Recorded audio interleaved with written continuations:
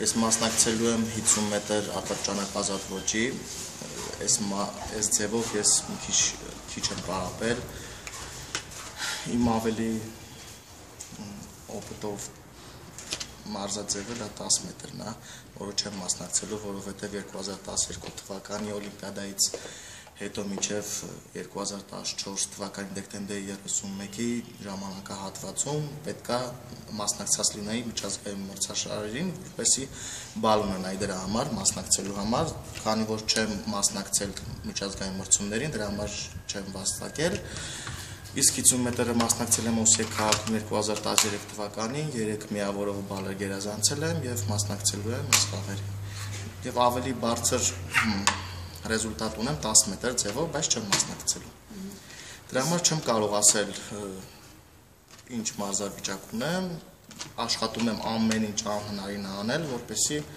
լավ մասնակցեմ։ Տրամադրված ինձ յուրահատուկ չեմ տրամադրվել, որ բախվում է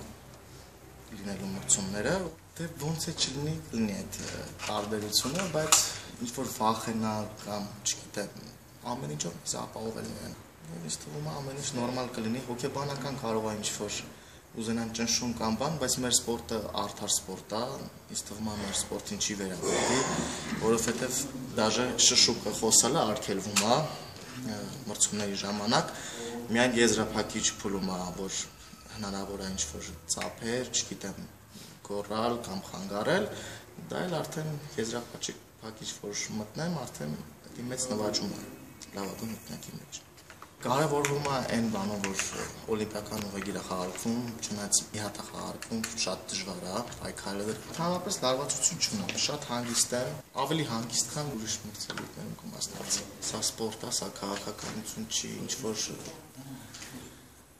չգիտեմ, կապ չունի, որ պատերազմական ինչ-որ վիճակ կա։ Սպորտը պետք չի խառնել քաղաքականության հետ։ Մեզ պետք են հենց սենց միջոցառումներ, որ ավելի լավանան մեր վիճակը հարևան մեր երկրների հետ։